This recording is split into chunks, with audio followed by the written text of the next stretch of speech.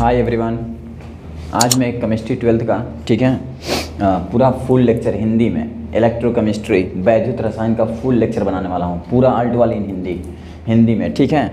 और class 12th का है और जितने हिंदी मीडियम वाले हैं वो सब हिंदी मीडियम वाले इसको आसानी से देख सकते हैं, आसानी से पढ़ सकते हैं ईजिली वे में, ठीक है। चल ठीक, देखो आज पढ़ाने वाला हूँ हिंदी में वैद्युत रसायन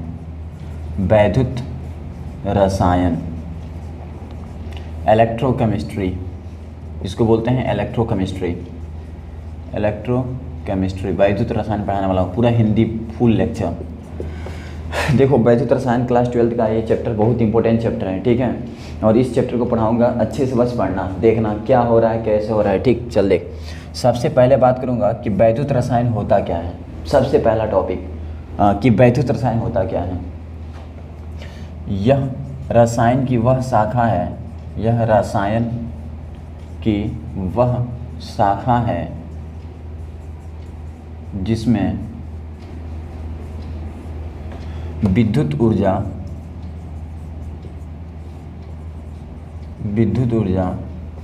तथा रासायनिक समीकरण,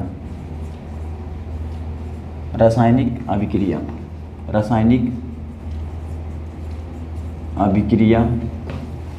में संबंध, यह रसायन की वह शाखा है जिसमें विद्युत ऊर्जा तथा रासायनिक अभिक्रिया में संबंध जानते हैं, संबंध की ज्ञान प्राप्त करते हैं, ज्ञान प्राप्त करते हैं। देखो क्या बोल रहा हूँ मैं। वैद्युत रसायन क्या होता है, तो यह रसायन की एक शाखा है जिसमें विद्युत ऊर्जा तथा रासायनिक अभिक्रिया में संबंध की ज्ञान प्राप्त करते हैं। मतलब यह रसायन की एक शाखा है जिसके अंतर्गत हम लोग विद्युत ऊर्जा, जितने भी विद्युत ऊर्जा देख रहे हो ना, ये विद्युत ऊर्जा और जो रासायनिक अभिक्रियाएं होती हैं, रासायनिक अभिक्रिया जितनी भी होती हैं और जितनी विद्युत ऊर्जा है, इन सब के बारे में हम लोग ज्ञान प्राप्त करते हैं। इसी को कहलाता है वैद्युत रसायन। वैद्युत रसायन कहलाता है, क्या कहलाता है, वैद्युत रसायन कहलाता है। वेरी सिंपल वे में समझो इसको होता क्या है। कोई पूछे कि वैद्युत रसायन क्या होता है, तो यह रसायन की एक शाखा है जिसके अंतर्गत हम लोग क्या करते हैं, जिसमें विद्युत ऊर्जा तथा रासायनिक अभिक्रिया में संबंध की ज्ञान प्राप्त करते हैं। इन दोनों में जो संबंध होता है वो किस तरह होता है, रासायनिक ऊर्जा और तथा रासायनिक अभिक्रिया तथा विद्युत ऊर्जा में किस तरह का संबंध स्थापित होता है, किस तरह ये रिएक्शन करते हैं तो विद्युत उत्पन्न होता है, किस तरह विद्युत से हम रासायनिक अभिक्रिया बना सकते हैं, आगे से रासायनिक अभिक्रिया से विद्युत में जा सकते हैं हम। इसके नॉलेज जो प्राप्त करते हैं हम लोग, जो संबंध स्थापित करता है, संबंध ज्ञान प्राप्त करते हैं, उसी को बोलते हैं वैद्युत रसायन। ओके, अब देख वैद्युत रसायन में सबसे पहले सेकंड टॉपिक हमें क्या पढ़ना है, वैद्युत रसायन पहला टॉपिक, ये फर्स्ट था, ये पहला टॉपिक क्या पढ़ना है हमें, ये तो वैद्युत रसायन का डेफिनेशन था। क्या होता है, सबसे पहले हम पढ़ेंगे अभिक्रिया, रासायनिक अभिक्रिया, सबसे पहला टॉपिक रासायनिक अभिक्रिया। ये रासायनिक अभिक्रिया क्या होती है, it is very very most important. सबसे पहले पढ़ेंगे कि रासायनिक अभिक्रिया क्या होती है। तो रासायनिक अभिक्रिया क्या होती है, यदि दो या दो से अधिक अभिकर्मक, यदि दो या दो से अधिक अभिकर्मक एक साथ क्रिया करके, मैंने कहा यदि दो या दो से अधिक अभिकर्मक एक साथ क्रिया करके नया उत्पाद बनाते हैं, मैंने कहा यदि दो या दो से अधिक अभिकर्मक एक साथ क्रिया करके नया उत्पाद बनाते हैं तो उसे रासायनिक अभिक्रिया कहते हैं, रासायनिक अभिक्रिया कहते हैं। मैंने क्या बोला, मैंने कहा यदि दो या दो से अधिक अभिकर्मक एक साथ क्रिया करके नया उत्पाद बनाते हैं तो उसे रासायनिक अभिक्रिया कहते हैं। समझ, वैद्युत रसायन क्या था कि जिसमें विद्युत ऊर्जा और रासायनिक अभिक्रिया इन दोनों में जो संबंध स्थापित करता था उसे क्या बोलते थे हम लोग, वैद्युत रसायन। या वैद्युत ऊर्जा से रासायनिक ऊर्जा, रासायनिक ऊर्जा से विद्युत ऊर्जा जो हम लोग ऑब्टेन करेंगे, प्राप्त करेंगे, वो तुम्हारा किसके अंतर्गत पढ़ेंगे हम लोग? वैद्युत रसायन के अंदर। लेकिन अगर मैं सबसे पहले बात करूँ रासायनिक अभिक्रिया क्या होती है, तो आप छोटे क्लास में पढ़ चुके होगा 9th में, लेकिन फिर भी इसको मैं बता दे रहा हूँ। 2 या 2 से अधिक अभिकर्मक, जब 2 या 2 से अधिक अभिकर्मक एक दूसरे के साथ क्रिया करती है और उसके बाद नया उत्पाद बनाती है, तो उसे हम क्या बोलते हैं? उसे हम बोलते हैं रासायनिक अभिक्रिया कहते हैं। ठीक है, चल रासायनिक अभिक्रिया, इसका एक एग्जाम्पल देख दिखाता हूँ। मान लो अगर मैं कार्बन के साथ ऑक्सीजन को अटैचमेंट कर दूँ, कार्बन सॉलिड प्लस ऑक्सीजन, तो ये बनाता है CO2। क्या बनाता है? CO2। ये जो देख रहे हो ना, ये तुम्हारा क्या है? अभिकर्मक। इसको हम लोग अभिकर्मक बोलते हैं। और ये जो बना है ना, इसको हम लोग उत्पाद बोलते हैं। उत्पाद, यहाँ पे ऊर्जा प्लस निकलती है। ठीक है, अब देख CO2 क्या है तुम्हारा? इसको बोलते हैं carbon dioxide. Carbon dioxide, okay, इसको कार्बन डाइऑक्साइड बोलते हैं। मैंने कहा carbon solid plus oxygen gives क्या बना? CO2। CO2 क्या है? कार्बन डाइऑक्साइड, ये उत्पाद हो गया। और ये जो था ये क्या है? अभिकर्मक है। अब इसी पूरे प्रोसेस को हम लोग क्या बोलते हैं? रासायनिक अभिक्रिया बोलते हैं। ठीक है, C+O2 गिव्स CO2 ऊर्जा। ठीक, अब ये तुम्हारा जो हो रहा है ना, ये इसी को बोलते हैं हम लोग रासायनिक अभिक्रिया। चल, अभी हम लोगों ने क्या पढ़ा? वैद्युत रसायन क्या होता है समझ गए, रासायनिक अभिक्रिया समझ गए। अब इसके अंदर रासायनिक अभिक्रिया के अंदर ऑक्सीकरण, आप चेन समझना जरूरी, इतना स्क्रीनशॉट ले लें। नाउ सेकेंड टॉपिक क्या है? ऑक्सीकरण। ऑक्सीकरण, ऑक्सीकरण क्या होता है? देखो, it is very most important. अब देखो, इसमें ऑक्सीकरण हमें समझना पड़ेगा। ठीक, अब ऑक्सीकरण क्या होता है देख, तो ऑक्सीकरण क्या होता है? इलेक्ट्रॉन का निकलना। देखो ध्यान देना, इलेक्ट्रॉन का निकलना पहला। सेकेंड, ऑक्सीजन का जुड़ना, ऑक्सीजन का जुड़ना। थर्ड, हाइड्रोजन का निकलना, हाइड्रोजन का निकलना। मैंने क्या बोला? मैंने बोला कि ऑक्सीकरण क्या होता है? तो इलेक्ट्रॉन का निकलना, हाइड्रोजन का निकलना और ऑक्सीजन का जुड़ना। इसी को अगर लिखना हो तो कैसे लिखेंगे? वह अभिक्रिया, वह अभिक्रिया जिसमें इलेक्ट्रॉन तथा हाइड्रोजन इलेक्ट्रॉन तथा हाइड्रोजन निकलते हैं और ऑक्सीजन जुड़ता है, तो उसे ऑक्सीकरण कहते हैं। ऑक्सीकरण अभिक्रिया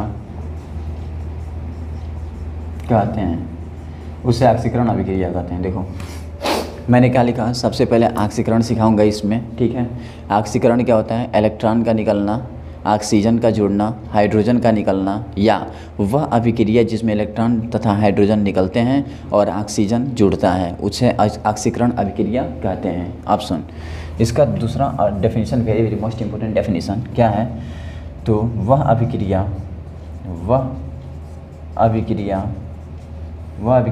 जिसमें ऑक्सीकरण संख्या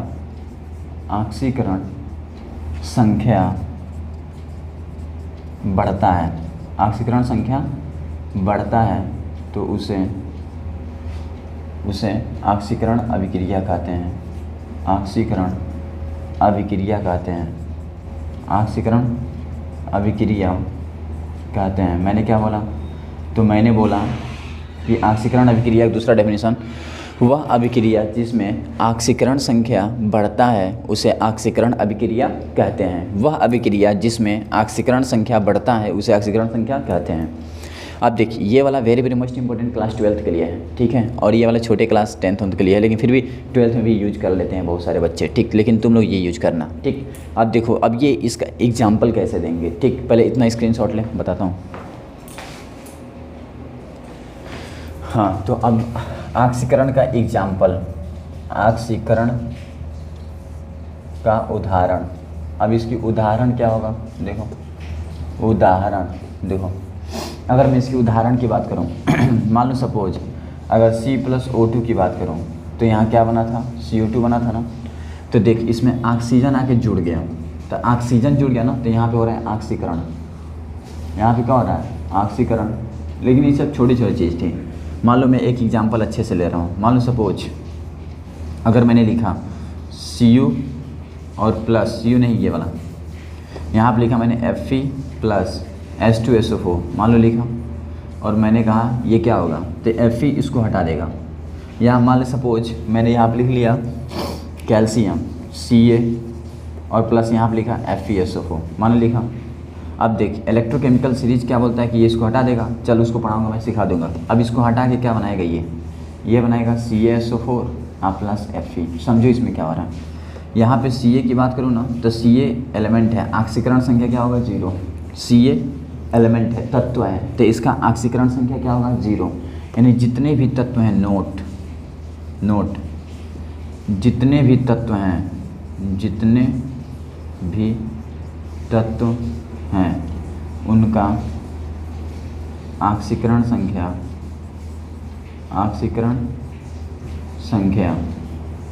शून्य होगा यदि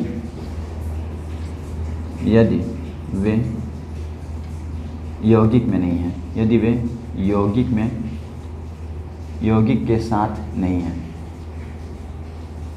देखो नोट वेरी मोस्ट इम्पोर्टेंट, जितने भी तत्व हैं उन सब का ऑक्सीकरण संख्या क्या होगा 0 होगा यदि वे यौगिक के साथ नहीं है। जैसे ये देखो ये यौगिक के साथ है ना, ये पूरा यौगिक में है ना, तो इस पूरे इसमें है ना, तो इसका ऑक्सीकरण संख्या 0 नहीं होगा। लेकिन अगर यही अकेले है देखो, तो इसका ऑक्सीकरण संख्या क्या होगा 0। यानी अगर कोई भी तत्व अकेला है ठीक, तो उसका ऑक्सीकरण संख्या क्या होगा 0। लेकिन ये रूल है, लेकिन अकेला नहीं है, अगर यौगिक के अंदर है तो उसका ऑक्सीकरण संख्या निकालना पड़ता है। तो इसमें इसका ऑक्सीकरण संख्या निकालना पड़ेगा, इसमें इसका निकालना पड़ेगा। कैसे निकलेगा देख, तो निकालने के लिए हम क्या करेंगे, मान लो Fe का निकालना है, इसका निकालो यार CaSO4 का। अब देख CaSO4 में निकालता हूँ, जो SO4 होता है ना इस पर 2 माइनस होता है। तो देख इतना लिख लिया होगे, चल मैं रफ कर रहा हूँ। देखो अब देख मान लो सपोज इसमें note second note very most important. देखो SO4 पे 2 माइनस होता है, याद करना पड़ता है। इसको बोलते हैं सल्फेट आयन। क्या बोलते हैं, इसको बोलते हैं सल्फेट। देखो SO3 पे 2 माइनस होता है, इसको बोलते हैं सल्फाइट। ये आप सब छोटे क्लासों में पढ़े होंगे। NO3 पे 1 माइनस होता है, इसको बोलते हैं नाइट्रेट। ये सब पढ़ लेना अच्छे से। NO2 पे 1 माइनस होता है, इसको बोलते हैं नाइट्राइट। इसको भी याद कर लेना। ये चारों के चारों याद करना। It is very very most important, it is very very most important. इसका स्क्रीन ले ले। चल ठीक, अब नेक्स्ट बता रहा हूँ इसी के अंदर देख। अब इसका निकालना है हमको, तो इस पे हो गया -2, इसको x मान ले, तो x - 2 = 0। अरे यार इसको x मान लिया, इस पे -2 होता है, तो -2 = 0, तो x = +2। यानी यहाँ पे कैल्शियम कितना होगा +2, यहाँ पे Fe कितना होगा -2, ये भी होगा +2। अब देख ध्यान से बता रहा हूँ। अब क्या होगा, ये 0 से कितना हो रहा है कैल्शियम +2 ना, इसका मतलब यहाँ पे ऑक्सीकरण हो रहा है। क्या हो रहा है, ऑक्सीकरण। देखो अब देखना 0 से क्या हो रहा है +2। देख ऑक्सीकरण संख्या क्या हो रहा है, बढ़ गया। पहले 0 था कैल्शियम का, अब कितना हो गया 2+ हो गया। तो बोले यहाँ पे क्या हो रहा है ऑक्सीकरण। यानी हम ऑक्सीकरण संख्या देख के बता सकते हैं कि यहाँ पे ऑक्सीजन ऑक्सीकरण हो रहा है, ये क्या हो रहा है। इसका भी एग्जाम्पल में देख लो, इसी के अकॉर्डिंग। मान लो यहाँ पे लिखा मैंने O2 और यहाँ CO2 था, बोले ही था ना। इस पे कितना होगा 0, क्योंकि अभी मैंने सिखाया था कि तत्व अगर अकेला हो तो ऑक्सीकरण संख्या क्या होता है 0, तो इसका 0। अच्छा इसमें देख लो, तो इसको x मान लो, आप प्लस ये 2 अब -2 = 0। अच्छा ये -2 कहाँ से आया, तो ऑक्सीजन पे -2 होता है, O पे -2, सब जानते हो तुम लोग, सब पढ़ चुके हो 11th में। इसीलिए यहाँ पे ऑक्सीजन पे कितना -2, तो 2 × 4 यानी x - 4 = 0, यानी x = +4, यानी इसके ऊपर +4। अब देखना 0 से क्या हुआ +4, इसका मतलब यहाँ पे क्या हो रहा है ऑक्सीकरण। अभी लिखा था ना मैंने, देखो इस मेथड से याद करना इसको। देखो यानी जहाँ पे ऑक्सीकरण संख्या बढ़ जाए वहाँ पे क्या होगा ऑक्सीकरण, और जहाँ पे घट जाए वहाँ पे क्या होगा अपचयन। तो उसको अभी जस्ट पढ़ाने वाला हूँ। तो ऑक्सीकरण के ये सब एग्जाम्पल हैं। चलो ऐसा उम्मीद लगता है कि तुम लोग ऑक्सीकरण मेथड, इस मेथड से तुम पहचान लोगे। कोई भी होगा रिएक्शन अभिक्रिया तुम आसानी से इसको ऑब्टेन कर पहचान सकते हो, ठीक ना। चल ठीक, स्क्रीनशॉट ले आगे। नेक्स्ट 9 ऑक्सीकरण हो गया। अब अपचयन अभिक्रिया, अपचयन अभिक्रिया अब देखो अपचयन अभिक्रिया क्या होता है। देख it is very simple, it is very simple. देख पहले मैंने क्या पढ़ाया, रासायनिक अभिक्रिया। सेकंड मैंने क्या पढ़ाया, पहले मैंने पढ़ाया रासायनिक वैद्युत रसायन, ठीक है। उसके बाद पढ़ाया मैंने रासायनिक अभिक्रिया। थर्ड मैंने क्या पढ़ाया, ऑक्सीकरण। अब मैं क्या पढ़ाऊंगा, अपचयन, क्योंकि ये तुम्हारा इसके सबसे इनिशियल स्टेट है, स्टार्टिंग वाला, ठीक है। अब देख अपचयन अभिक्रिया क्या होता है, इट इज़ वेरी सिंपल। ध्यान देना, बस अच्छे से पढ़ना। देखो मैं स्लो पढ़ा रहा हूँ, बट अगर अच्छे से पढ़ोगे ना इसको तो बहुत अच्छा लगेगा, ठीक। देख यहाँ आप देख अपचयन अभिक्रिया क्या होगा। अपचयन अभिक्रिया होता क्या है, तो देखो इसमें मैं लिख दे रहा हूँ पहला पॉइंट, ऑक्सीजन का निकलना, ऑक्सीजन का निकलना, ऑक्सीजन का निकलना। सेकंड हाइड्रोजन का जुड़ना, हाइड्रोजन का जुड़ना। थर्ड इलेक्ट्रॉन का जुड़ना, इलेक्ट्रॉन का जुड़ना। देखो अब देखिए इसमें क्या है, ऑक्सीजन का निकलना, हाइड्रोजन का जुड़ना, इलेक्ट्रॉन का जुड़ना। अब जैसे अब चौथा इसमें क्या होता है, ऑक्सीकरण संख्या का घटना। देखो इसके पहले वाले में ऑक्सीकरण संख्या का बढ़ना था और इसमें ऑक्सीकरण संख्या का घटना। ये वाला बहुत इंपॉर्टेंट है, यही सीखना है तुम्हें, ठीक है। ये तो सब आसान है, ठीक। अब ऑक्सीकरण संख्या का घटना, ऑक्सीकरण संख्या का घटना अपचयन अभिक्रिया कहलाता है। ऑप्शन एग्जाम्पल, मान लिया अभी मैंने Ca दिया था और प्लस यहाँ पे FeSO4 था और ये रिएक्शन हुआ था और ये बना था CaSO4 और प्लस यहाँ बना था Fe, ओके। अब देखिए यहाँ पे कितना था, 0, यहाँ पे +2 था, यहाँ पे +2 था, यहाँ पे 0 था। अब मैं तुमसे कहूँ कि बताओ Ca और यहाँ पे ये Ca, इन दोनों में कितना इंक्रीजिंग आ गई, +2 का, 0 से हो गया +2, तो यहाँ पे तो हो रहा था ऑक्सीकरण, बोल ऑक्सीकरण हो रहा था ना, क्योंकि ऑक्सीकरण संख्या बढ़ गया। लेकिन यहाँ पे देखो Fe देखो 2+ से क्या हो गया, 0। देखो पहले 2+ था, अब कितना हो गया, 0, यानी यहाँ पे तो ऑक्सीकरण संख्या कम हो गई ना। तो इसके लिए हम क्या करेंगे, लिखेंगे ये अपचयन हो रहा है। क्या हो रहा है, अपचयन। यानी किसी अभिक्रिया को देखने के बाद हम ये पता कर सकते हैं कि उसमें ऑक्सीकरण कैसे हो रहा है और अपचयन कैसे हो रहा है। अगर ऑक्सीकरण संख्या बढ़ जा रही है तो ऑक्सीकरण हो रहा है, अगर ऑक्सीकरण संख्या घट जा रही है तो अपचयन हो रहा है, ठीक। इसी को बोलते हैं अपचयन, यानी ऑक्सीकरण संख्या का घट जाना अपचयन और ऑक्सीकरण संख्या का बढ़ जाना ऑक्सीकरण, ओके। अब देख ऐसे कितना आसानी से हम पहचान सकते हैं, बस ऑक्सीकरण संख्या निकालना आना चाहिए। उसमें कोई बड़ी बात नहीं है, रॉकेट साइंस नहीं है कि आप नहीं निकाल सकते, आप सब निकाल सकते हो। यू कैन डू इट, आप कर सकते हो, ईजिली कर सकते हो, ठीक है। इसका स्क्रीनशॉट लो, फिर बताता हूँ आगे।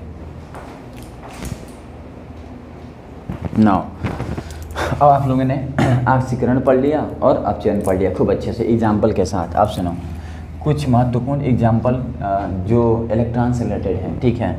देखो यहाँ पे मैं लिख रहा हूँ ऑक्सीकरण और यहाँ पे लिख रहा हूँ मैं अपचयन, इसको अच्छे से पढ़ना, अपचयन, ओके। अब देखो अगर मैं इसकी एग्जाम्पल दूँ और इसकी एग्जाम्पल, मान लो मैंने लिखा सोडियम, और सोडियम ये सॉलिड था और ये Na+ बन गया और यहाँ पे बन गया इलेक्ट्रॉन माइनस, ये बन गया एक्वस। अब देख सोडियम के पास लास्ट में आउटर मोस्ट सेल में बाह्य कोश में 1 इलेक्ट्रॉन होता है, ठीक है, और ये अपना इलेक्ट्रॉन निकाल देता है। अच्छा 1 इलेक्ट्रॉन कैसे होता है, मान लीजिए सोडियम होता है 11 नंबर पे होता है इलेक्ट्रॉनिक, अगर मैं देखूँ तत्व में तो 11 नंबर पे आता है, ठीक, उस पूरे पीरियोडिक टेबल में। तो इसको लिखते हैं 2 8 1, इसका इलेक्ट्रॉनिक विन्यास होता है 2 8 1। मैंने कहा इलेक्ट्रॉनिक विन्यास कितना होता है, 2 8 1। आउटर मोस्ट सेल में कितने इलेक्ट्रॉन है, 1, यानी 1 इलेक्ट्रॉन ये दे करके इसके पास 8 बचेंगे लास्ट में। और जब किसी तत्व के आउटर बाह्य कोश में 8 इलेक्ट्रॉन बचते हैं तो मुक्त अवस्था में हो जाता है, फ्री हो जाता है, स्वतंत्र हो जाता है, अब उसे किसी चीज़ की ज़रूरत नहीं रहती है। तो ये अपना 1 इलेक्ट्रॉन देना चाहेगा, क्या चाहेगा कि अपना इलेक्ट्रॉन में आसानी से किसी को दे दूँ।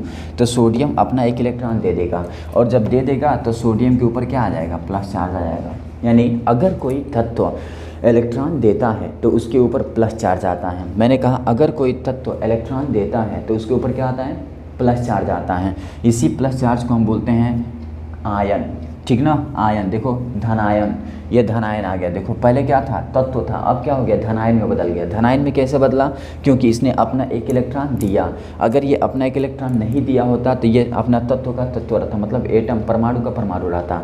ये तुम्हारा आयन में नहीं बदलता, ओके, ये अभी परमाणु है और जैसे इलेक्ट्रॉन दे देगा तो ये आयन बन जाएगा। यानी आयन कब बनता है? जब कोई परमाणु इलेक्ट्रॉन देता है या इलेक्ट्रॉन लेता है, तो किसमें बन जाता है? आयन बन जाता है। ठीक, तो अब देखो सोडियम था, एक इलेक्ट्रॉन दे दिया और ये सोडियम प्लस बन गया। ठीक, अब देख ध्यान से, जब इलेक्ट्रॉन दिया तो यहाँ पे हो रहा है ऑक्सीकरण। यहाँ क्या हो रहा है? ऑक्सीकरण, ऑक्सीकरण हो रहा है, हो रहा है। अब जो मतलब कैल्शियम है, अब कैल्शियम तुम्हारा Ca2+ हो गया, प्लस 2 इलेक्ट्रॉन। देखो यहाँ पे देखो 2 प्लस तो 2 इलेक्ट्रॉन, 2 इलेक्ट्रॉन दे दिया तो ये भी तुम्हारा क्या है? ऑक्सीकरण हो रहा है। मालूम जैसे जिंक है तो यहाँ पे Zn2+ और यहाँ पे एक्वस प्लस 2 इलेक्ट्रॉन, यहाँ पे क्या हो रहा है? ऑक्सीकरण हो रहा है।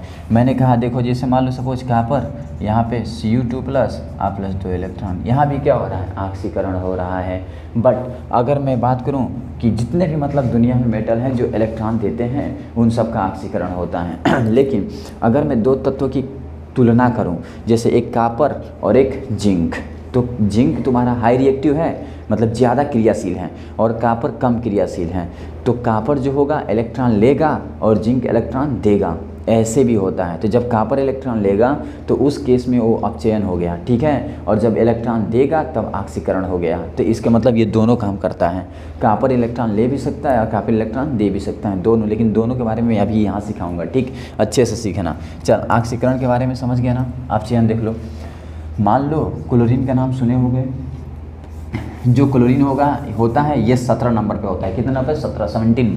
अब क्लोरीन 17 नंबर पे होता है तो इसको लिखते हैं 2, 8, 7। लास्ट में कितने इलेक्ट्रॉन? 7। एक इलेक्ट्रॉन की लेना चाहेगा, जब एक इलेक्ट्रॉन लेगा, जैसे एक इलेक्ट्रॉन इसको मिलेगा ये तुरंत एक्साइटेड स्टेट में आ जाएगा, मतलब इसके पास 18 इलेक्ट्रॉन और ये माइनस बन जाएगा, 2, 8, 1, 2, 8, 8। सुनो, इसके लास्ट में कितने इलेक्ट्रॉन है? 7। अब 7 इलेक्ट्रॉन है तो जैसे इसको एक ही चाहिए, इसको आसानी से ले लेगा किसी से, तो एक इलेक्ट्रॉन चाहिए तो एक इलेक्ट्रॉन इसको चाहिए तो ये लेगा। और जब ऐसे लेगा इलेक्ट्रॉन, इसके पास कितने हो जाएंगे? 8। अब टोटल कितने हो जाएंगे? 18। पहले 8, 17 थे, अब कितने हो गए? 18। जैसे 18 इलेक्ट्रॉन्स होंगे इसके पास, मालूम ये चला कि जो क्लोरीन है वो पहले परमाणु था, अब क्या बन गया? आयन बन गया।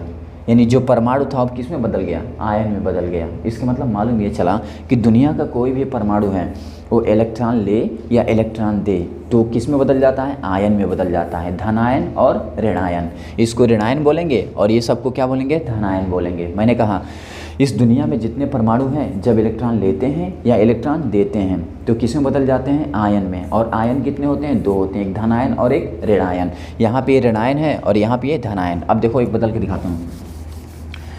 क्लोरीन है, माइनस हो जाएगा, ये कितना लेगा? 1 इलेक्ट्रॉन लेगा, ठीक है। अब 1 इलेक्ट्रॉन लेके माइनस और Cl, देखो अब देखो सॉरी, Cl 1 इलेक्ट्रॉन लेगा और Cl माइनस बन जाएगा। मैंने कहा देखो Cl था, 1 इलेक्ट्रॉन लिया और क्या बन गया? Cl minus. Cl था, इलेक्ट्रॉन लिया, क्या बन गया? Cl minus. यानी यहाँ पे क्या हो रहा है? इलेक्ट्रॉन ले रहा है तो यहाँ पे अपचयन हो रहा है, अपचयन हो रहा है। मान लो सपोज Br है, 1 इलेक्ट्रॉन लिया, Br माइनस बन गया, यहाँ भी क्या हो रहा है? अपचयन हो रहा है, अपचयन हो रहा है। अब मेरी बातों को आप समझ चुके होंगे। अब सुनो, अगर मैं कहूँ लो रिएक्टिव एलिमेंट, मान लो कॉपर था, इसने अगर 2 इलेक्ट्रॉन ले लिया Cu2+, तो यहाँ पे Cu सॉलिड बन गया। यहाँ भी क्या हो रहा है? अपचयन हो रहा है। देखो ये Cu था, Cu2+, ये 2 इलेक्ट्रॉन इसको जैसे मिला आयन को, ये Cu बन गया, सॉलिड बन गया। तो यहाँ भी क्या हो रहा है? अपचयन हो रहा है। तो कोई गारंटी नहीं कि जो तत्व है, जैसे जो धातु है उसी का ऑक्सीकरण अपचयन होगा, किसी का भी हो सकता है। बस ध्यान इतना देना है कि तुम्हें समझना है कि कैसे क्या हो रहा है, इलेक्ट्रॉन कौन ले रहा है और इलेक्ट्रॉन कौन दे रहा है, डिपेंड ऑन दिस। जो इलेक्ट्रॉन देगा वो ऑक्सीकरण और जो इलेक्ट्रॉन लेगा वो अपचयन। स्क्रीनशॉट ले इसका। नाउ चलो, अब समझ गया ऑक्सीकरण अपचयन क्या होता है, ठीक है। अब पढ़ेंगे रेडॉक्स अभिक्रिया। रेडॉक्स चौथा पॉइंट, रेडॉक्स अभिक्रिया। अब ये रेडॉक्स अभिक्रिया क्या होता है समझो। देखो रेडॉक्स अभिक्रिया क्या होता है, तो वह अभिक्रिया जिसमें ऑक्सीकरण तथा अपचयन दोनों साथ साथ होती है, साथ साथ होती है। उसे रेडॉक्स अभिक्रिया कहते हैं। रेडॉक्स अभिक्रिया कहते हैं। देखो, अगर तुमसे कोई पूछे कि रेडॉक्स अभिक्रिया क्या होता है, रेडॉक्स अभिक्रिया क्या होता है, तो देखो वह अभिक्रिया जिसमें ऑक्सीकरण तथा अपचयन दोनों साथ साथ होती है उसे क्या बोलते हैं, रेडॉक्स अभिक्रिया। यानी इस दुनिया में कोई भी अभिक्रिया हो रही है, उस अभिक्रिया में ऑक्सीकरण भी हो रहा है और अपचयन दोनों एक साथ हो रहे हैं, तो उस अभिक्रिया को क्या बोलते हैं, रेडॉक्स अभिक्रिया बोलते हैं। अगर मैं इसका उदाहरण दूँ तुमको, क्या दूँ उदाहरण, तो उदाहरण में क्या लिखूँ, मान लो सपोज अगर Cu2+ है एक्वस, ठीक, और यहाँ पे है तुम्हारा प्लस Zn सॉलिड, और यहाँ पे क्या बन गया Zn2+ एक्वस, और यहाँ क्या बन गया तुम्हारा Cu सॉलिड। मान लो ऐसे रिएक्शन है। अब ये कोई फुल सेल रिएक्शन है, ठीक, कोई भी रिएक्शन है तुम्हारा एक ऐसा, ठीक, बनाऊंगा भी ऐसा रिएक्शन, ऐसा अभिक्रिया दिखाऊंगा तुमको, ठीक, तुम सब देखोगे। अभी इस अभिक्रिया की मैं बात करूँ कि बताओ ये कौन सा अभिक्रिया है, तो तुम सोच Cu2+ है, यहाँ पे Cu कितना है 0। अभी कहा था ना कि दुनिया में जितने तत्व होंगे उन सबका ऑक्सीकरण संख्या 0 होता है, तो देख इसका 0। जिंक भी क्या होगा 0। अब देख यहाँ Cu2+ से Cu 0 में जा रहे हो, मतलब यहाँ पे अपचयन हो रहा है। क्या हो रहा है, अपचयन। ऐसा क्यों, क्योंकि ऑक्सीकरण संख्या कम हो गई, ऑक्सीकरण संख्या कम हो गई। देख जब ऑक्सीकरण संख्या कम होती है तो अपचयन होता है। अब देख 0 से कहाँ गए 2+ में, यानी यहाँ पे ऑक्सीकरण संख्या बढ़ गई, यानी यहाँ पे ऑक्सीकरण हो रहा है, ऑक्सीकरण।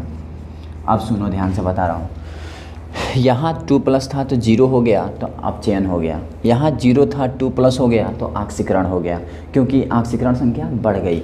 अब ये दोनों के दोनों एक ही अभिक्रिया में हो रही हैं, ये दोनों के दोनों एक ही अभिक्रिया में हो रही हैं, तो इसलिए इस पूरे अभिक्रिया को रेडॉक्स अभिक्रिया बोलते हैं। क्या बोलते हैं, रेडॉक्स अभिक्रिया।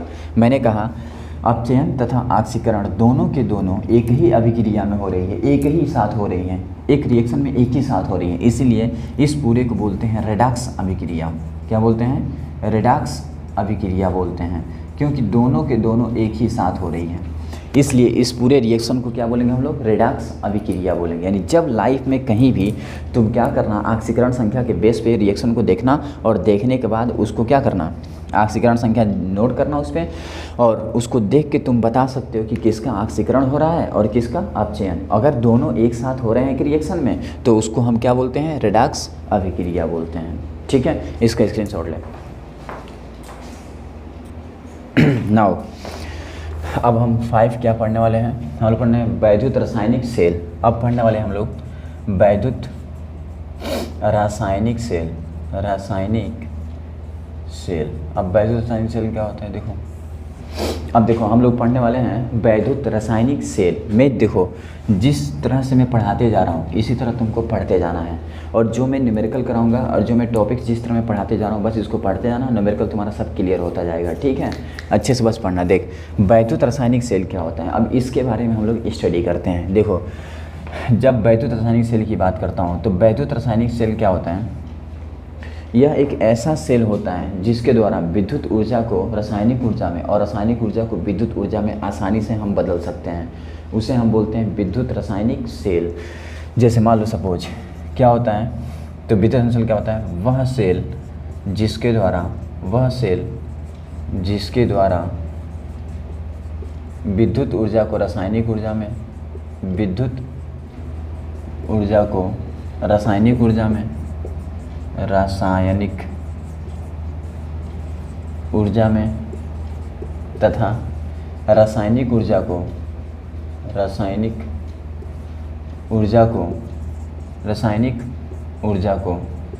विद्युत ऊर्जा में बदल सकते हैं।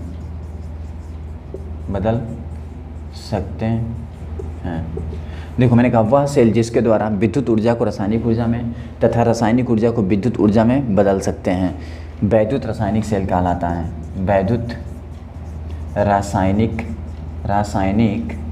सेल कहलाता है।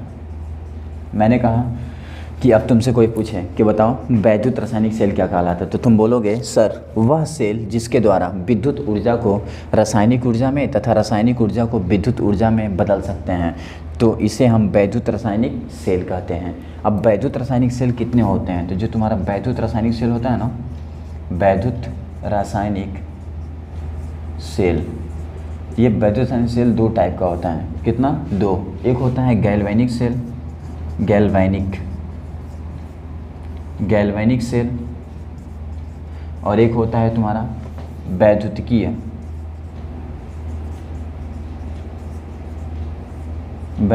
सेल। मैंने कहा एक गैल्वेनिक सेल होता है, एक वैद्युतकीय सेल होता है। मैंने कहा एक गैल्वेनिक सेल होता है और एक वैद्युतकीय सेल होता है। इलेक्ट्रोलिटिक जिसको बोलते हैं, इलेक्ट्रोलिटिक सेल, और ये तुम्हारा क्या है? Galvanic cell.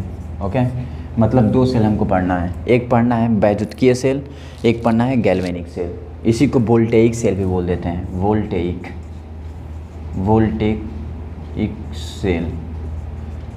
सेल्स बोलते हैं, वोल्टेइक सेल। ठीक, इंग्लिश में ऐसा लिखते हैं, वोल्टेइक सेल। ओके, मैंने कहा वैद्युत रासायनिक सेल, यह वह सेल है जिसके द्वारा विद्युत ऊर्जा को रासायनिक ऊर्जा में और रासायनिक ऊर्जा को विद्युत ऊर्जा में आसानी से बदल सकते हैं, उसे बोलते हैं वैद्युत रासायनिक सेल। ओके, अब वैद्युत रासायनिक सेल कितने होते हैं? 2 होते हैं। एक होता है गैल्वेनिक सेल या वोल्टेइक सेल, एक होता है विद्युतीय सेल। ओके, चल ठीक, कितना स्क्रीनशॉट लेगा बोलते हैं। चलो, अब सबसे पहले पढ़ाऊंगा मैं गैल्वेनिक सेल। ठीक है, चलो देखो, हिंदी में कोई प्रॉब्लम होगी तो देख लेना एक बार, ठीक ना। गैल्वेनिक सेल कैसे लिखा है, ठीक। चल कोई बात नहीं। देखो गैल्वेनिक सेल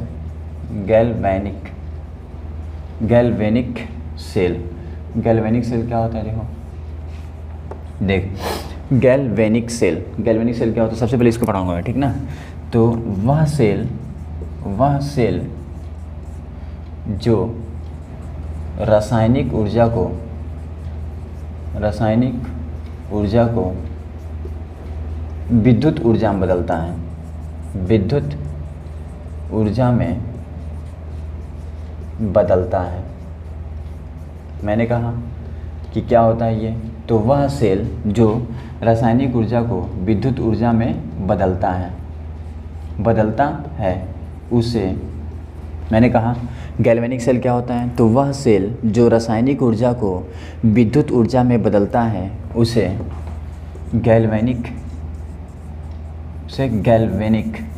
एक बार देख लेना यार, गैल्वेनिक सेल कहते हैं, उसे गैल्वेनिक सेल कहते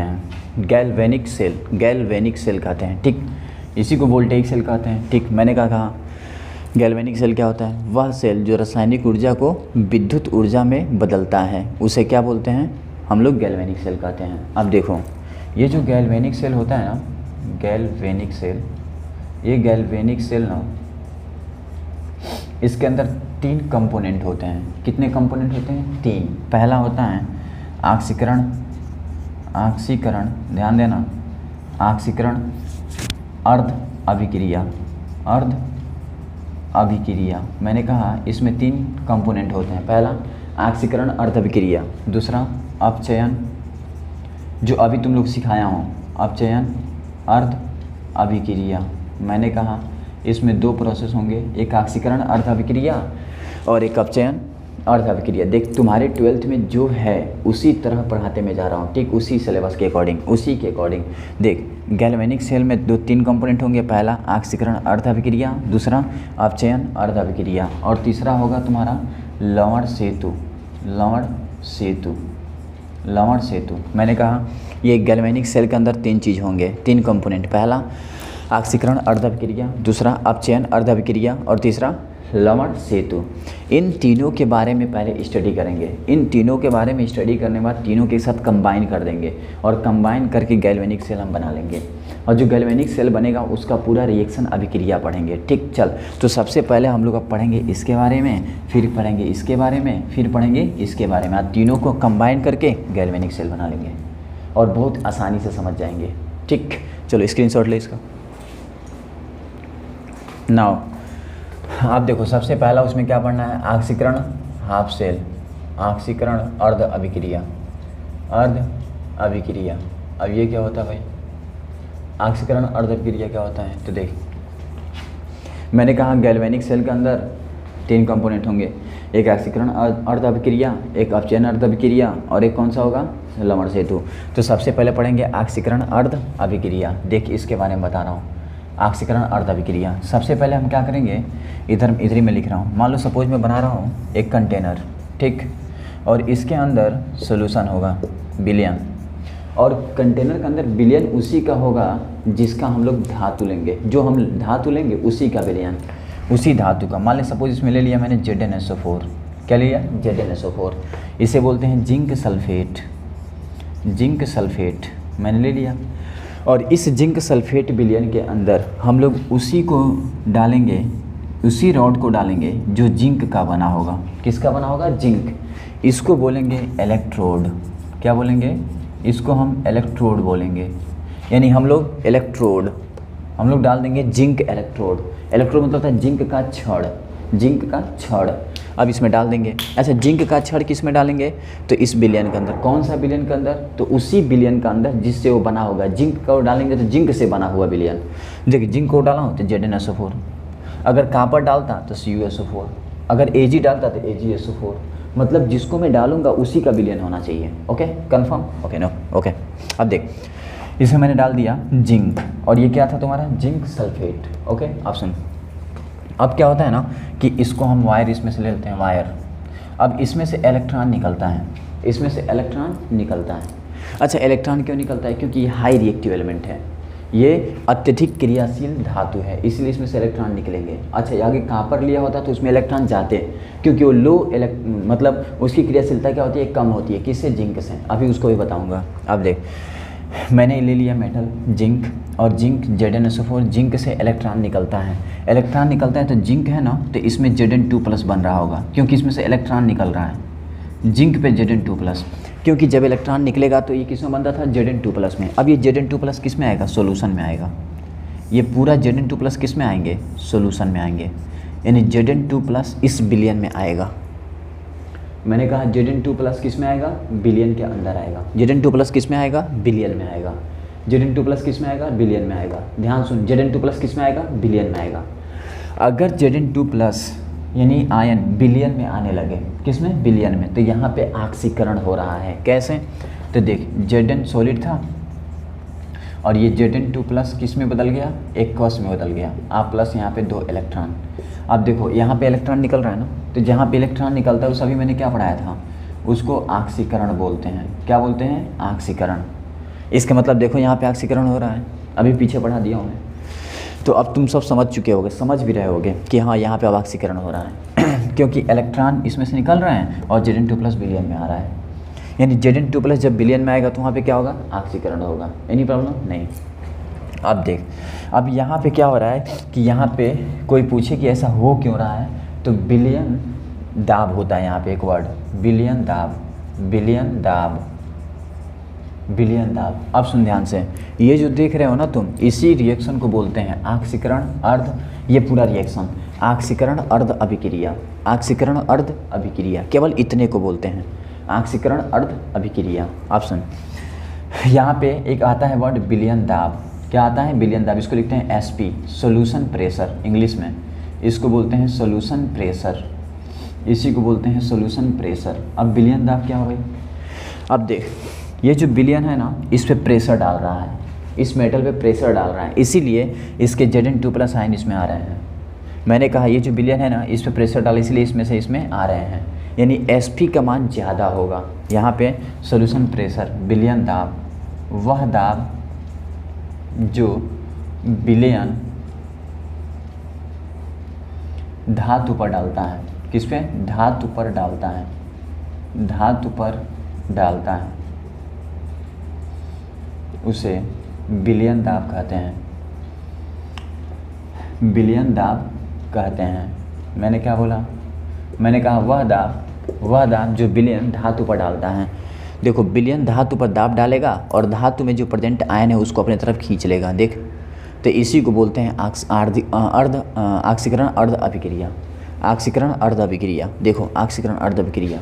अब यहाँ पे क्या क्या होगा, तो यहाँ पे देख, इसका स्क्रीनशॉट ले फास्ट एकदम, इतना चल ले चुके होगे। अब देख अच्छे से नोट बनाना, ठीक ना। अब देख खूब अच्छे से मैं पढ़ाऊँगा, तुम बस नोट बनाते जाओ। अब देख ये मालूम क्या चला कि एक कंटेनर था, इसमें मैं विलयन लिया, इलेक्ट्रोलिटिक विलयन, इसको बोलते हैं वैद्युत अपघट्य, वैद्युत अपघट्य विलयन, वैद्युत अपघट्य विलयन, वैद्युत अपघट्य विलयन क्या बोलते हैं, वैद्युत अपघट्य विलयन।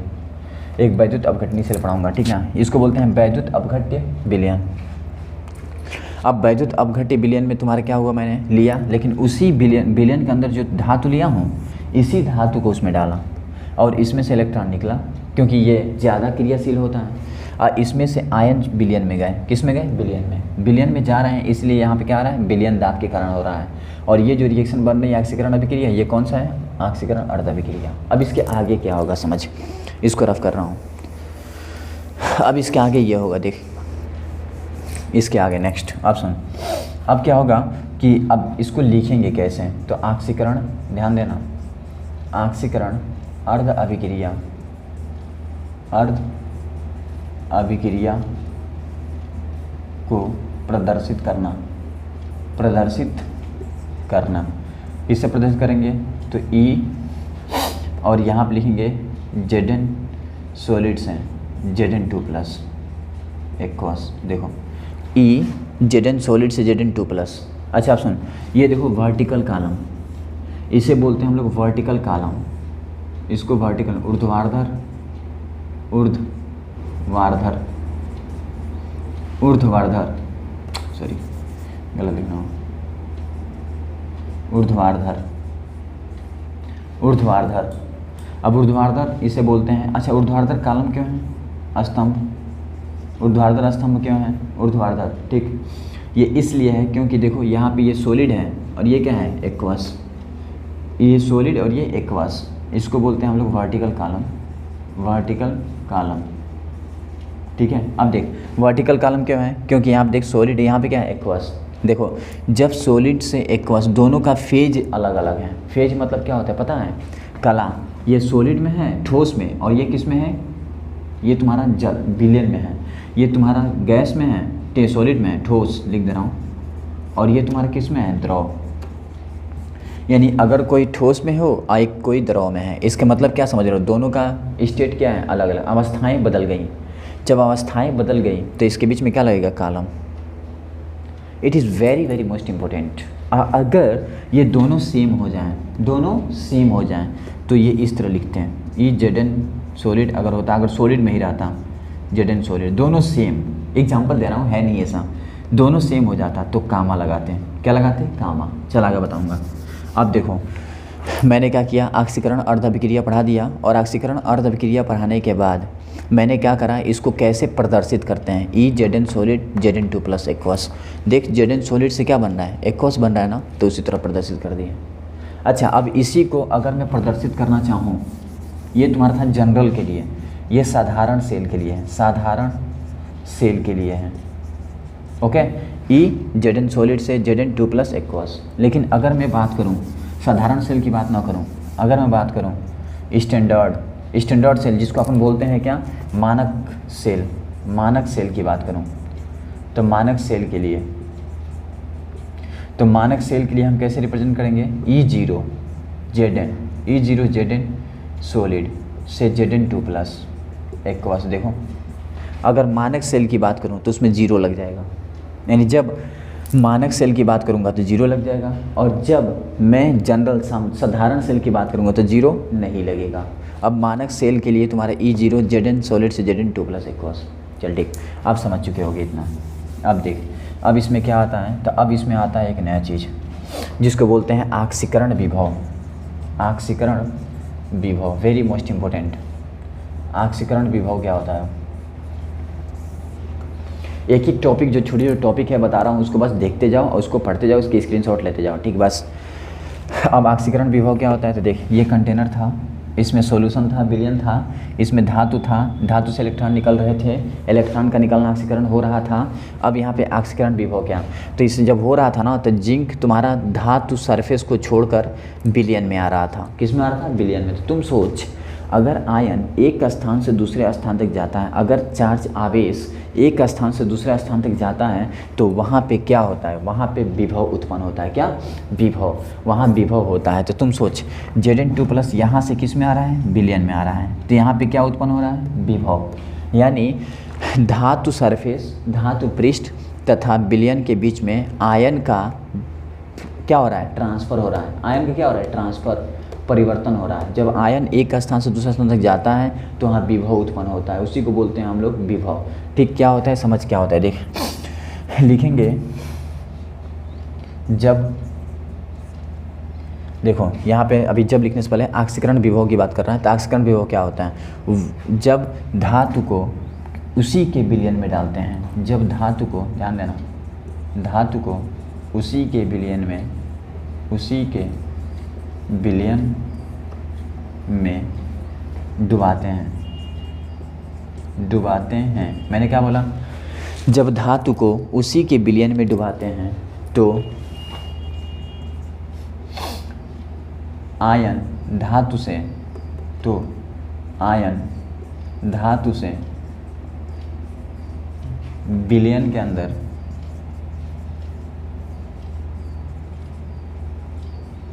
आने लगता है, आने लगता है, जिसके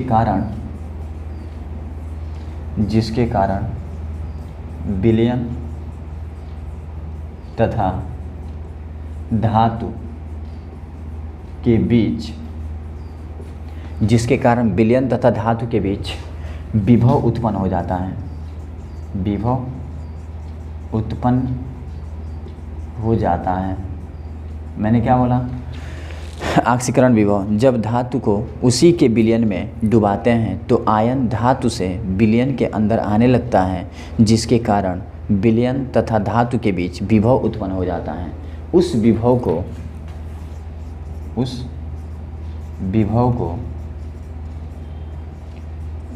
को आक्सीकरण विभव कहते हैं, आक्सीकरण विभव कहते हैं, उसे आक्सीकरण विभव कहते हैं। मैंने क्या बोला, उस विभव को आक्सीकरण विभव कहते हैं। अब सुन, आक्सीकरण अर्ध अभिक्रिया के अंदर ये समझ गए हम लोग, दाब समझ गए, विलयन दाब, और हम लोग आक्सीकरण विभव भी समझ गए। क्या होता है, तो जब धातु को उसी के विलयन में डुबा देते हैं तो उसमें से आयन विलयन के अंदर आने लगते हैं।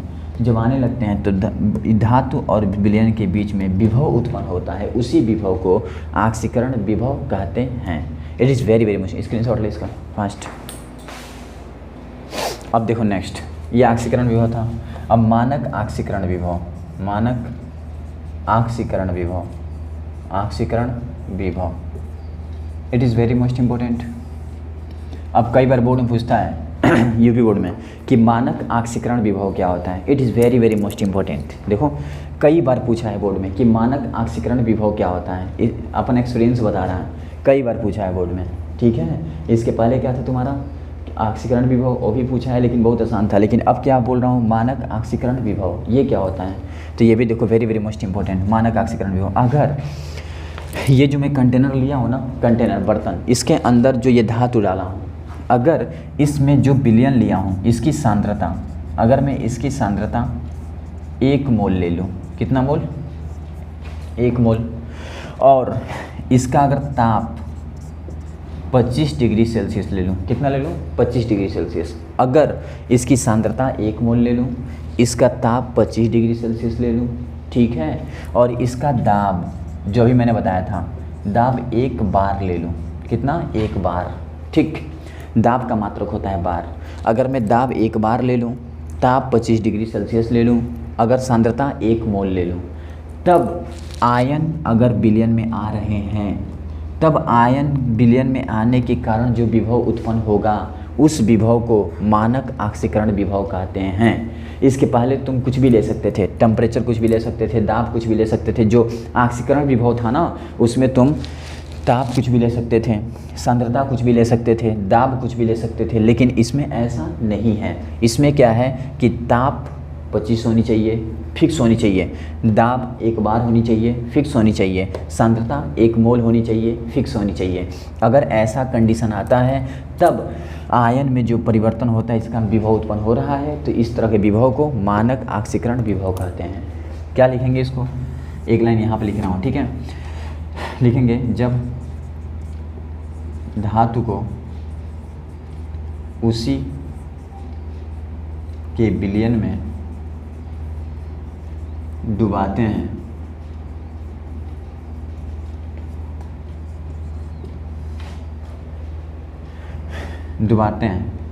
जब धातु को उसी के विलयन में डुबाते हैं तथा विलयन का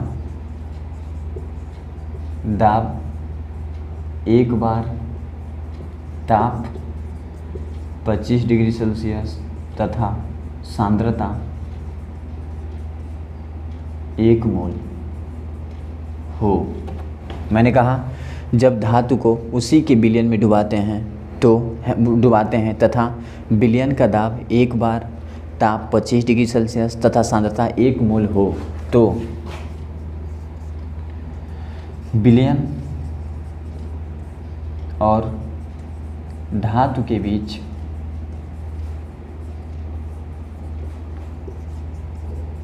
उत्पन्न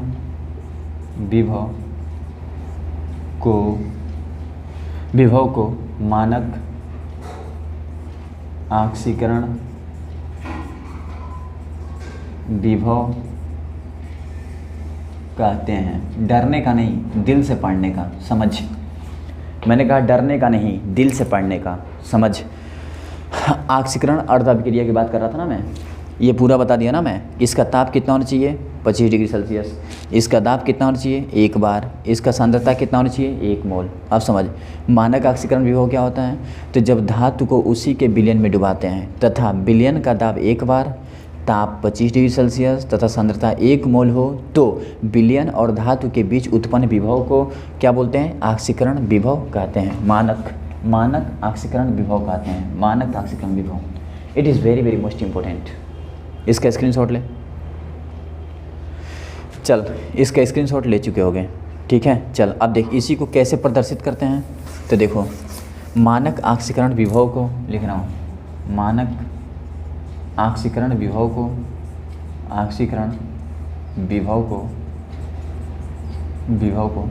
E0 Zn2 प्लस एक्वस से प्रदर्शित करते हैं। देखो ना, मैंने कहा इसको प्रदर्शित कैसे करते हैं, तो विभव को E0 ऊपर 0 लगा देंगे बस, और कुछ नहीं करेंगे। कोई रॉकेट साइंस नहीं है जो अपन को समझ में नहीं आएगा, सबको समझ में आएगा। बस तुम सब अच्छे से इसको देखते जाओ मैं कर क्या रहा हूँ। पहला मैंने क्या बनाया? अर्ध अभिक्रिया से, ठीक। ऑक्सीकरण अर्ध अभिक्रिया, इसमें मैंने एक कंटेनर बनाया।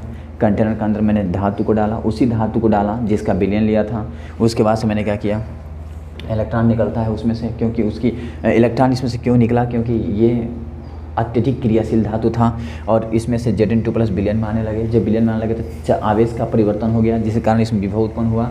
विभव 2 होगा, एक मानक विभव होगा, एक तुम्हारा ऑक्सीकरण, एक ऑक्सीकरण विभव, एक मानक ऑक्सीकरण विभव। ऑक्सीकरण विभव में ताप कुछ भी ले सकते थे, दाब कुछ भी ले सकते थे, सांद्रता कुछ भी ले सकते थे, बट मानक ऑक्सीकरण विभव में दाब 1 बार होनी चाहिए, ताप 25 डिग्री होनी चाहिए, सांद्रता 1 मोल होनी चाहिए। तो उसे हम क्या बोलते हैं? मानक ऑक्सीकरण विभव। इतना मैंने समझा दिया, स्क्रीनशॉट तुम ले चुके हो। फिर आगे नेक्स्ट, अब सेकंड, अपचयन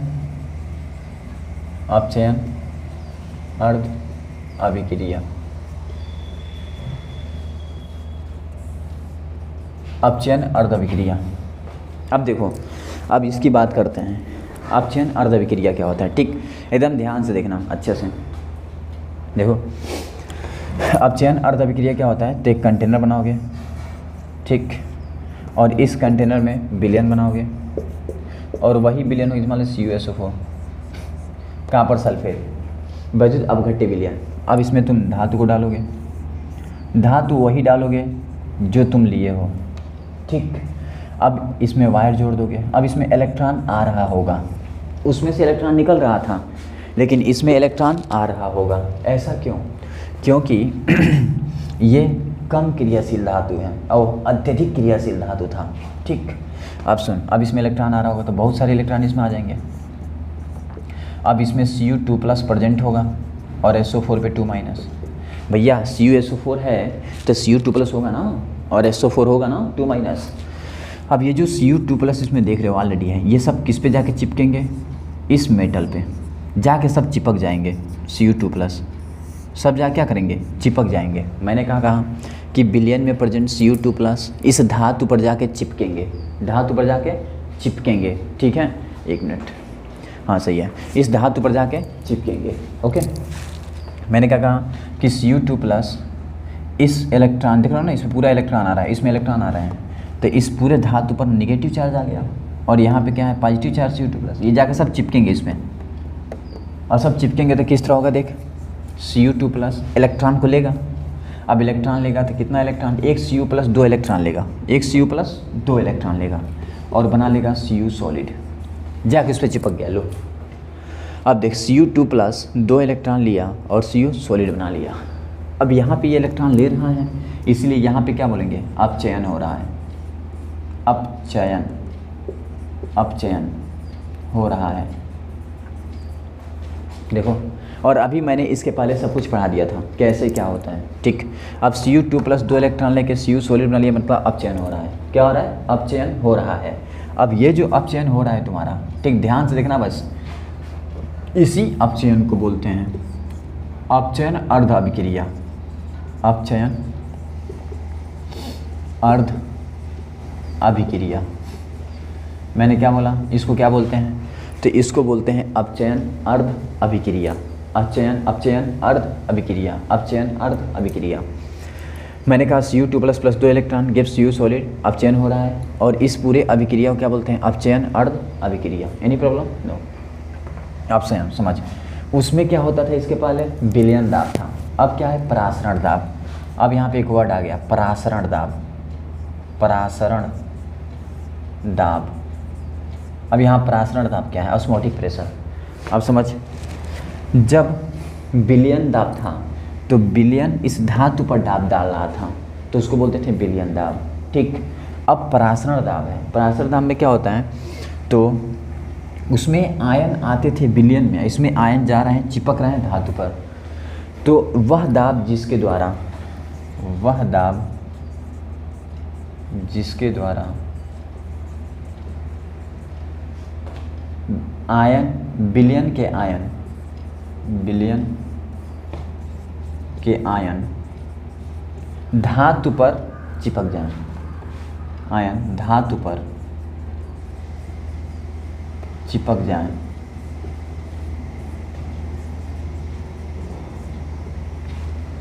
मतलब वह दाब जिसके द्वारा विलयन के आयन धातु पर चिपक जाए। किस पे चिपक जाए? धातु पर। अगर विलयन के आयन धातु पर जाके चिपक जा रहे हैं, धातु पर जाके चिपक जा रहे हैं, तो उस तरह के दाब को क्या बोलते हैं? परासरण दाब बोलते हैं। ये परासरण दाब इस चैप्टर के लिए है केवल। ये परासरण दाब बिलियन में का नहीं है, ये बिलियन का परासरण दाब नहीं है, ठीक है, बिलियन चैप्टर का, ये इसका परासरण दाब है। परासरण दाब कहलाता है, क्या लिखे हो? धातु पर चिपक जाए, परासरण दाब होता है, ठीक है। ये इस चैप्टर का बता रहा हूँ मैं, यानी जब बिलियन के आयन किस पे जाके चिपक जाएं? धातु पर, तो इसको परासरण दाब बोलेंगे, ठीक है। आप चल इतना लिख लियोगे, ये परासरण दाब इस चैप्टर का है, ठीक। अब इसके बाद क्या होता है? इसको हम इसे OP से प्रदर्शित करते हैं, प्रदर्शित करते हैं, इसे OP से प्रदर्शित करते हैं, ठीक। अब देख OP क्या है तुम्हारा? ऑस्मोटिक प्रेशर, परासरण दाब, ठीक है। चल ठीक, अब देखो इसको रफ कर रहा हूँ मैं, स्क्रीनशॉट ले लियोगे। अब देख, अब इसके बाद इसमें आता है सेकंड टॉपिक, ये पहला था। सेकंड टॉपिक क्या है? अब इसमें तुम्हारा क्या हो रहा है? अपचयन, तो अपचयन विभव। अब इसमें आता है अपचयन विभव, it is very most important. अब अपचयन विभव क्या होता है? तो ध्यान से देखना, अगर मैं अपचयन विभव की बात करूं तो अपचयन विभव होता क्या है? तो अपचयन विभव क्या होता है, तुम सोच। इसके पहले क्या होता था, ऑक्सीकरण विभव था। और ऑक्सीकरण विभव मैंने क्या किया था कि एक धातु को एक धातु छड़ को उसी में डाला था, उसमें आवेश का क्या होता है, ट्रांसफर होता है, जिसका विभव उत्पन्न होता था, उससे क्या होता था, हम लोग क्या बोलते थे, ऑक्सीकरण विभव। लेकिन अपचयन विभव क्या होता है, समझ। जब धातु की छड़ को उसी के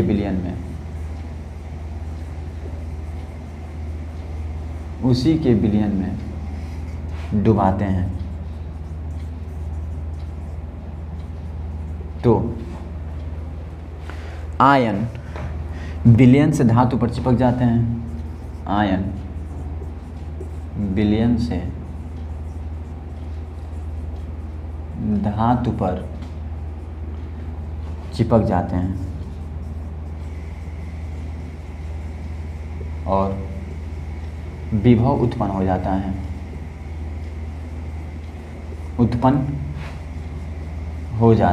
विभव उत्पन्न हो जाता है। तो इस प्रकार के विभव को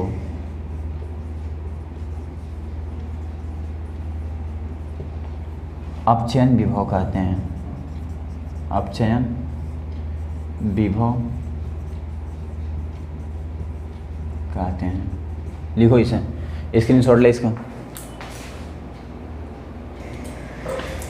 तो इस प्रकार के विभव को अपचयन विभव कहते हैं। चल ठीक, ले चुके होगे।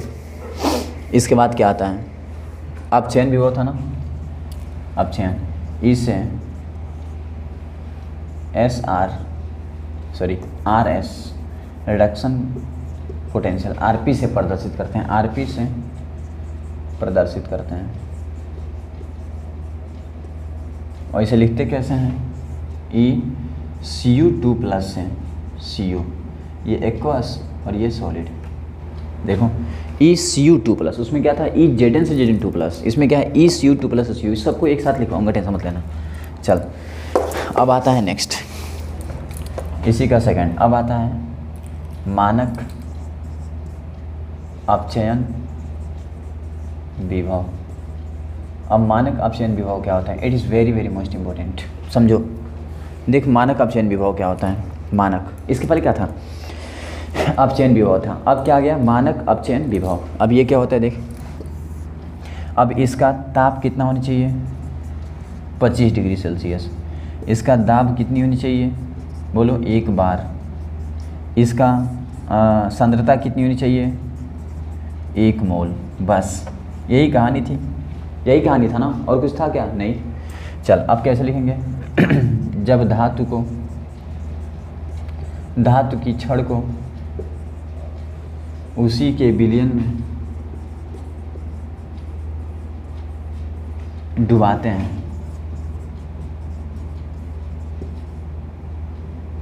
तथा विलयन की सांद्रता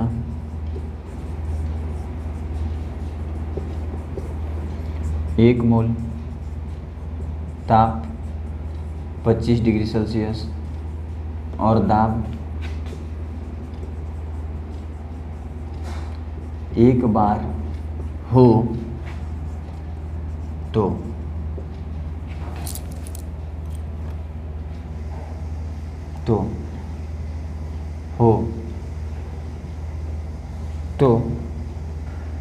जो विभव धातु और विलयन के बीच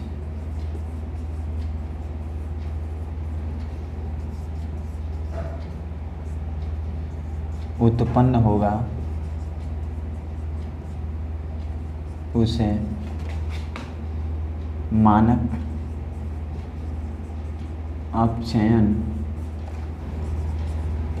विभव कहते हैं। बट मानक अपचयन विभव कहते हैं, बट आयन धातु पर चिपकने चाहिए, आयन धातु पर चिपके तभी, ठीक है। अगर आयन धातु पर क्या होगा, चिपक रहा है, क्यों, क्योंकि इसके पहले वाला भी मानक ऑक्सीकरण में भी यही था डेफिनेशन, बस डिफरेंस इतना है कि उसमें आयन विलयन के अंदर आ रहे थे और इसमें आयन किस पे जा रहा है, धातु पर चिपक रहा है, बस इतना अंतर है, ठीक ना। तो इसको बोलते हैं मानक अपचयन। देखो क्या होता है, जब धातु के छड़ को उसी के विलयन में डुबाते हैं तो विलयन की सांद्रता 1 मोल ताप 25 डिग्री दाब एक बार हो तो जो विभव धातु और विलयन के बीच में उत्पन्न होता है उसे मानक अपचयन विभव कहते हैं। आयन धातु पर चिपकने चाहिए, अगर आयन धातु पर चिपकेगा तभी, अगर आयन धातु विलयन के अंदर आएगा तब नहीं, जब विलयन के अंदर आएगा तब कौन सा होगा, मानक ऑक्सीकरण विभव, ठीक है। बस इतना अंतर है, लिख लो। चल इसकी स्क्रीनशॉट ले। चल अब इसका मैं बता रहा हूँ प्रदर्शित कैसे करते हैं इसको। तो इसको प्रदर्शित करते हैं E0 बस Cu2 प्लस एक्वस से Cu सॉलिड, देखो ओके। चल ठीक, अब आगे बढ़ते हैं। अब तुम लोग समझ गए, क्या समझ गए, अपचयन अर्ध अभिक्रिया। अब इसमें एक चीज़ और समझाना बाकी है जो इम्पोर्टेंट है। चलो आज इतना टॉपिक मैंने क्लियर किया, अब इसके बाद नेक्स्ट क्या होता है देखो बता रहा हूँ। अब क्या है इसके बाद नेक्स्ट टॉपिक है तुम्हारा, अभी पहले एक सेकेंड टॉपिक क्या है, note. It is very most important. Note क्या है तुम्हारा, तो नोट की बात मैं करूँ अगर, तो नोट में तुम्हारा है कि अगर मैं मान लो सपोज OP लिखा और एक लिखा SOP, ध्यान देना, एक OP इसको बोलते हैं ऑक्सीकरण विभव, क्या बोलते हैं, ऑक्सीकरण विभव, ठीक है। और एक है तुम्हारा SOP, इसको बोलते हैं मानक ऑक्सीकरण विभव, मानक ऑक्सीकरण विभव बोलते हैं, ठीक है। मैंने कहा OP और एक SOP, OP को बोलते हैं ऑक्सीकरण विभव, SOP को बोलते हैं मानक ऑक्सीकरण विभव। OP केस में क्या होता था, ताप कुछ भी, ताप, दाब तथा सांद्रता, ये कुछ भी हो सकता था, कुछ भी, मैंने कहा ये कुछ भी हो सकता था। लेकिन इसमें ताप की बात करूं तो ताप कितना, 25 डिग्री सेल्सियस। इसमें अगर दाब की बात करूं तो दाब कितना, 1 बार। इसमें अगर सांद्रता की बात करूं तो सांद्रता कितना, तो सांद्रता होता है तुम्हारा 1 मोल, कितना, 1 मोल। मैंने कहा SOP मानक ऑक्सीकरण विभव, ताप इतना, दाब इतना, सांद्रता इतना। ऑक्सीकरण विभव ताप दाब कुछ भी हो सकता था। या अगर मैं RP की बात करूं, RP या SRP, इसको बोलते थे अपचयन विभव, अपचयन विभव। इसको क्या बोलते थे, ऑक्सीकरण, मानक अपचयन विभव, सॉरी मानक अपचयन, अपचयन, मानक अपचयन विभव। अब देखो अपचयन विभव या मानक अपचयन विभव, ऑक्सीकरण विभव या मानक ऑक्सीकरण विभव। मानक जहाँ लग गया वहाँ पे ये केस फॉलो होगा और जहाँ मानक नहीं लगा वहाँ पे ये केस फॉलो होगा। It is very most important, आसानी से समझने के लिए। चल ठीक, नोट सेकेंड, स्क्रीनशॉट ले इसका, चल ले चुके हो गए। नोट सेकेंड क्या बोलता है, तो नोट सेकेंड ये बोलता है note second, note second first था, अभी मैंने पढ़ाया था, मान लो ये धातु है, मेटल, मेटल मतलब धातु, और ये तुम्हारा विलयन है, ये तुम्हारा क्या है, विलयन, और इसमें Mn प्लस है। अगर Mn प्लस इस पे आ रहा है और इसमें से इसमें जा रहा है, ठीक, तो यहाँ पे होता था सॉल्यूशन प्लस Sp और यहाँ पे OP, इसको बोलते थे परासरण दाब, परासरण दाब, इसको बोलते थे विलयन दाब, विलयन दाब। तुम सोच, जब विलयन दाब होता था ज़्यादा तो इसमें से आयन विलयन में आते थे, जब परासरण दाब होता था तो आयन धातु पर चिपकते थे, ठीक।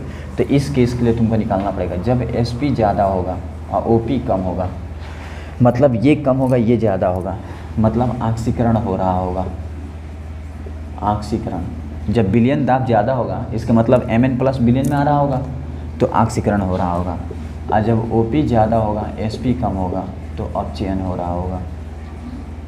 ये याद रखना बस, जब विलयन दाब ज़्यादा होगा तो ऑक्सीकरण, जब ये परासरण दाब ज़्यादा होगा तो अपचयन। Very very most important for exam, exam के लिए बहुत इंपॉर्टेंट है, इसको ले लो स्क्रीन। चल हो गया। चल अब तुम लोगों ने आज क्या क्या पढ़ लिया, आज तुम लोगों ने अर्ध अभिक्रिया का पूरा वहाँ तक पढ़ लिया, ठीक है, वैद्युत रसायन से लेकर पूरा वहाँ तक। अब देख, अब इसके बाद आता है तुम्हारा तीसरा, लवण सेतु।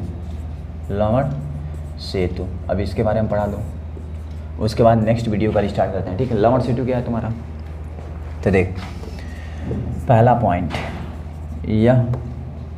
यह यू आकार का एक नली होता है। यू आकार का यू शेप का आकार जिसको बोलते हैं, यू आकार का एक नली होता है जिसमें लवण, यह यू आकार का एक नली होता है जिसमें लवण जैसे NaCl, KCl, CaCl2 को भरते हैं, ठीक है, या उसमें रखते हैं और रख करके उसको किस में डुबा देते हैं, इस दोनों क्या बोलते हैं सेल के अंदर, जो अर्धविक्रिय सेल था दोनों के अंदर। अभी बताऊँगा कैसे। यह यू आकार का एक नली होता है जिसमें लवण जैसे NaCl, KCl, CaCl2 को भरते हैं। सेकेंड पॉइंट, लवण सेतु दो अर्ध सेल को जोड़ता है, मैंने क्या बोला, मैंने कहा लवण सेतु दो अर्ध सेल को जोड़ता है। पहला क्या था, यह यू आकार का एक नली होता है जिसमें लवण जैसे NaCl, KCl, CaCl2 को भरते हैं। सेकंड क्या होता है, लवण सेतु अर्ध सेल को जोड़ता है, मतलब ये अर्ध सेल को आसानी से जोड़ देता है। थर्ड पॉइंट क्या है तुम्हारा, ठीक, ये लवण सेतु अर्ध सेल को जोड़ता है। इसमें क्या होता है कि जो लवण सेतु होता है ना, सेल अभिक्रिया को संतुलित करता है। लवण सेतु, वेरी मोस्ट इम्पोर्टेंट पॉइंट, लवण सेतु सेल अभिक्रिया को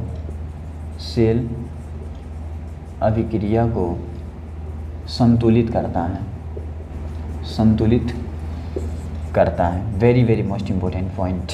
मैंने कहा लवण सेतु और क्या करता है, तो लवण सेतु सेल अभिक्रिया को संतुलित करता है। ये 3 पॉइंट वेरी मोस्ट इम्पोर्टेंट। अब देखो लवण सेतु के अंदर ये जो तीनों पॉइंट आप देख रहे हो, इस तीनों पॉइंट को मैं बना के दिखाने जा रहा हूँ, ठीक है। कैसे, चल इसका स्क्रीनशॉट ले फास्ट, चल जल्दी स्क्रीनशॉट लो इसका। मान लिया इसका स्क्रीनशॉट लो, देखो इसका जो तीसरा पॉइंट है ना, very very most important point, ठीक, समझ रहे हो ना। Third point is very most important point. आप देख आगे क्या होता है, ये कैसे होगा, देखो अगर मैं लवण सेतु बनाऊँ तो होता क्या है कि देखो अभी मैंने बताया था ना कि ये तुम्हारा ऐसे कंटेनर होगा और इसमें तुम्हारा सॉल्यूशन होगा विलियन। मान ले इसमें Zn है SO4 और इसमें भी सॉल्यूशन है और इसमें CuSO4 है, ठीक, और इसके बीच में हम लोग लगा देते हैं लवण सेतु। देखो अब इसमें तुम्हारा होता है साल्ट, इसमें NaCl या इसी में KCl डाल देते हैं और इसी का नाम रखे हैं हम लोग लवण सेतु। देखो यू आकार का है ना, यू आकार का एक नली होता है, देखो यू आकार। अब क्या होता है, इसमें यहाँ पे देख रहा हूँ नहीं है, इसमें साल्ट भरा होता है और इसमें अगर एक पेस्ट होता है, अगर पेस्ट, इसमें चिपकाते हैं अगर पेस्ट, अगर जिसको बोलते हैं, और इसमें NaCl, KCl, या KCl डालो या NaCl डिपेंड नहीं हो। अब यहाँ पे एक इलेक्ट्रोड होता है जिसको अभी मैंने नाम लिया था Zn, और यहाँ पे एक इलेक्ट्रोड होगा जिसका भी नाम लिया था मैंने Cu, और इसमें से ऐसे आके तार इसमें ज्वाइंट होगा, इसमें से इलेक्ट्रॉन निकल रहा होगा और इसमें इलेक्ट्रॉन आ रहा होगा, तो ये नेगेटिव होगा, ये कैथोड होगा और ये तुम्हारा एनोड होगा, ठीक। अब देखो ये जो देख रहे हो ना पूरा सिस्टम, इस सिस्टम को बोलते हैं डेनियल सेल। क्या बोलते हैं, डेनियल सेल, ठीक। अभी इसको आगे पढ़ाऊंगा नेक्स्ट लेक्चर में, लेकिन इसी में देख लो, इसको बोलते हैं डेनियल सेल, ठीक। अब देख ये पूरा का पूरा डेनियल सेल है और इसमें तुम ये जो देख रहे हो ना, इसको बोलते हैं हम लोग साल्ट ब्रिज। क्या बोलते हैं, salt bridge. It is very very most important, इसको बोलते हैं लवण सेतु। अब ये लवण सेतु क्या करता है, तो इसमें NaCl डाले हो तो 2 पार्ट में टूटेगा, Na+Cl-। अब मैंने कहा कि ये संतुलित करता है, कैसे संतुलित करता है, और इसको जोड़ के रखता है, दोनों को देखो जोड़ के रखा है ना। संतुलित कैसे करेगा, मान लो इसमें Zn2+ है और SO4 पे 2- और इसमें Cu2+ है और SO4 पे 2-। अभी मैंने कहा था कि Zn2+ इसमें क्या होगा, आएगा बहुत सारा, तो इसमें बहुत सारे Zn2+ हो जाएंगे, बहुत सारा। जब इस मेटल से Zn2+ विलयन में आएगा तो Zn2+ बढ़ जाएंगे और SO4 पे 2- घट जाएगा, यानी Zn2+ आयन यानी धनायन बढ़ गए। तो धनायन बढ़ गए तो इसके अंदर निगेटिव आना चाहिए। अब ये जो Cl- है इधर आएगा और Cl- इस प्लस आयन को बैलेंस करेगा, बैलेंस मतलब न्यूट्रल करेगा। और यहाँ पे तुम्हारा बहुत सारा Cu2+ इस पर जाकर चिपक जाएंगे, तो इधर SO4 बढ़ जाएगा, Cu+ कम हो गए, और जब Cu2+ कम हो गए तो इधर आएगा Na+, और Na+ इसके थ्रू आके इस SO4 2- को बैलेंस करेगा, संतुलित करेगा। यही काम करता है ये साल्ट ब्रिज, लवण सेतु। समझ गए? नहीं तो लवण सेतु लगाने का कोई मकसद नहीं था, मकसद यही था कि इधर के पॉजिटिव को बैलेंस करता है, पॉजिटिव को, इधर के निगेटिव को बैलेंस करता है Na+, और Cl- को बैलेंस करता है। चल ठीक है, आज मैंने लवण सेतु तक पढ़ा दिया, यानी गैल्वेनिक सेल का यहाँ तक पढ़ा दिया। अब मैं कल पढ़ाने वाला हूँ गैल्वेनिक सेल के अंदर तुम्हारा इसको डेनियल सेल को, और अच्छे से पूरा जिस तरह आज मैंने पढ़ाया उस तरह मैं कल भी पढ़ाऊँगा। लेक्चर सेकंड, लेक्चर फर्स्ट अच्छे से देख लेना, सेकंड आसानी समझ में आएगा। लेक्चर फर्स्ट अगर आसानी से पूरा नहीं देखोगे तो लेक्चर सेकंड समझ में नहीं आएगा, दिस इज फैक्ट। और मैं पूरा का पूरा हिंदी में लेक्चर बनाऊँगा, ठीक है, इसका केमिस्ट्री का, और इंग्लिश भी बनाऊँगा। इंग्लिश अलग होगा और हिंदी अलग होगा। हिंदी देखना हो तो हिंदी देख सकते हो, इंग्लिश देखना हो तो इंग्लिश देख सकते हो, डिपेंड ऑन यू। ठीक है, चल ठीक, चलो इतना लिख लो, फिर मैं रफ करता हूँ इतना। ठीक, चलो हो गया, स्क्रीनशॉट ले लो, चल हो गया ना, फिर कल मिलते हैं। ओके।